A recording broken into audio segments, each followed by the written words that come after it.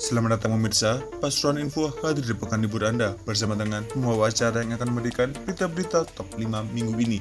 Dari sopir ngantuk, truk tronton tabrak pohon di tepi jalan bypass Pandaan, hingga terobos palang pintu, pemotor tewas tertabrak kereta Sri Tanjung di kota Pasuruan.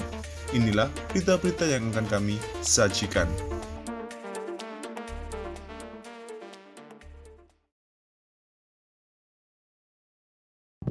Gara-gara mengemudi dalam kondisi mengantuk, perjalanan Warsito untuk mencari cuan tersendat. Truknya hilang kendali, lalu menabrak pohon di tepi jalan raya bypass, Kelurahan Patung Sari, Kecamatan Pandaan, Kabupaten Pasuruan. Tak ada korban jiwa dalam insiden yang terjadi Senin petang itu 23 Oktober. Namun truknya alami ringsek parah di bagian muka. Lantas Polsek Pandaan, Ibtu Gatot Subroto menerangkan, tronton berjalan dari arah barat ke timur. Sesampainya di TKP, mengarah ke kiri dan langsung menabrak pohon yang ada di tepi jalan. Sesaat setelah kejadian, petugas lantas dari polsek setempat dibantu warga sekitar berupaya mengevakuasi sopir tronton. Ia sempat terjepit di ruang kemudi. Setelah berhasil dikeluarkan, sopir truk tronton kemudian diangkut mobil ambulans, lalu dibawa ke IGD Rumah Sakit Prima Husada, Desa Lemabang, Kecamatan Sukorejo. Sang sopir mengalami luka robek pada bagian dahi, bahu sebelah kanan memar, dan bibir bawahnya robek. Diduga sopir tronton dalam keadaan mengantuk. Proses evakuasi kendaraan, bodi depan ringsek dan menancap di batang pohon. Truk baru berhasil dievakuasi usai truk derek didatangkan ke TKP. Proses evakuasi tuntas pada Selasa siang 24 Oktober.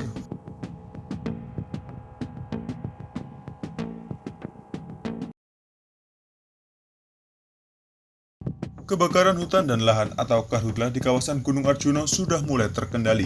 Kepala Pelaksana BPBD Kabupaten Pasuruan, Sugeng Haryadi mengatakan, informasi yang didapat pada Selasa 24 Oktober pukul 8 pagi, api sudah mulai dapat dikendalikan.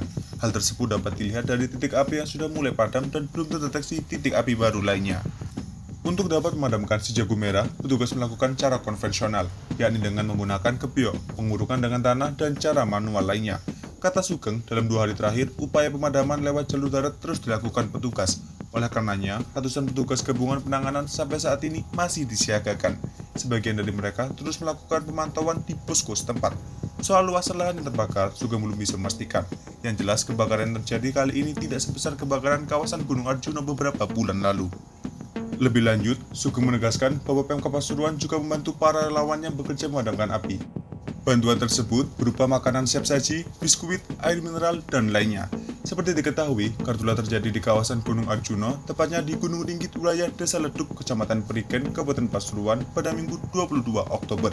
Kata Sugeng, titik awal api berasal dari kawasan perhutani lalu merambat ke kawasan Tahura. Ratusan petugas gabungan pun diterjunkan untuk menangani kebakaran ini.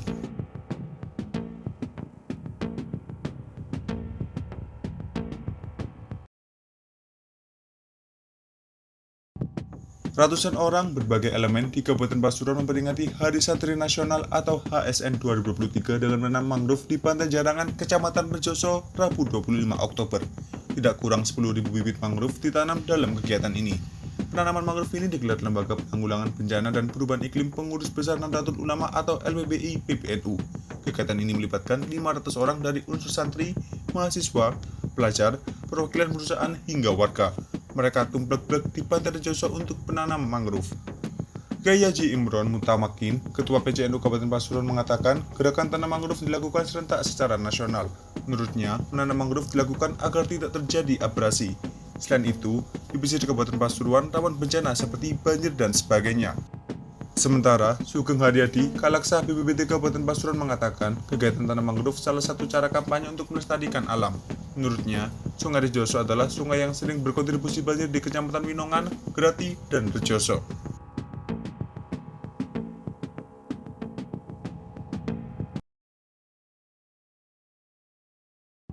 Wali Kota Pasuruan, Saiful Yusuf atau Gus Ipul membagikan puluhan gerobak untuk pedagang kaki lima atau PKL di kawasan alun-alun Kota Pasuruan. Tak hanya itu, para pedagang juga mendapatkan edukasi soal pangan sehat. Pembagian gerobak tersebut dilakukan bersamaan dalam acara pembinaan Gerakan Pangan Aman Pedagang Kreatif Lapangan yang digelar Pemkot Pasuruan bersama BPOM di Gedung Gratika, Kota Pasuruan pada Kamis 26 Oktober.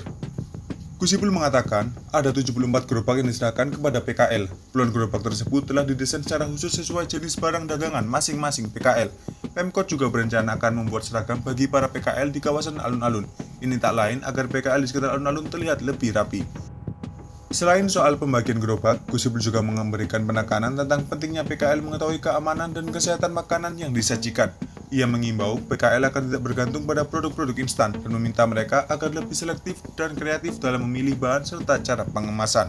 Kemudian, lagi-lagi, Sekjen PBNU tersebut meminta agar PKL menjaga kebersihan serta tidak menggunakan trotoar sebagai tempat berjualan atau tempat parkir.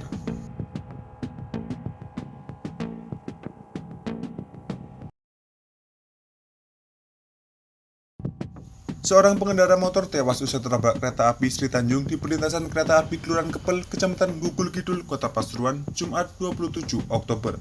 Menurut informasi dari sejumlah warga di lokasi, peristiwa itu bermula saat korban yang belum diketahui identitasnya itu bermaksud melintasi rel. Padahal saat itu pintu perlintasan sudah ditutup, pertanda ada kereta api yang akan lewat. Marsudi, salah seorang warga yang berada di KP mengatakan jika sudah diingatkan oleh warga yang berada di lokasi. Benar saja, saat korban melintas, kereta api Sri Tanjung melaju dari barat. Akibatnya, korban berjenis kelamin laki-laki itu pun tewas tertabrak. Tubuh korban sempat terseret sekitar 50 meter dari TKP, sedangkan untuk sepeda motor korban terseret kurang lebih 1,5 km dari tempat kejadian. Sementara itu, Prasetyo Eko Haryadi, Komandan Regu Polres Wilayah Barat mengatakan, peristiwa kecelakaan itu terjadi sekitar pukul 3:15 sore di jalur nomor 138B, bermula saat ke Sri Tanjung yang melaju dari arah barat.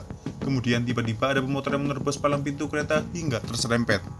Pihaknya juga mengimbau kepada seluruh warga Pasuruan agar berhati-hati saat melintas di perlintasan kereta api.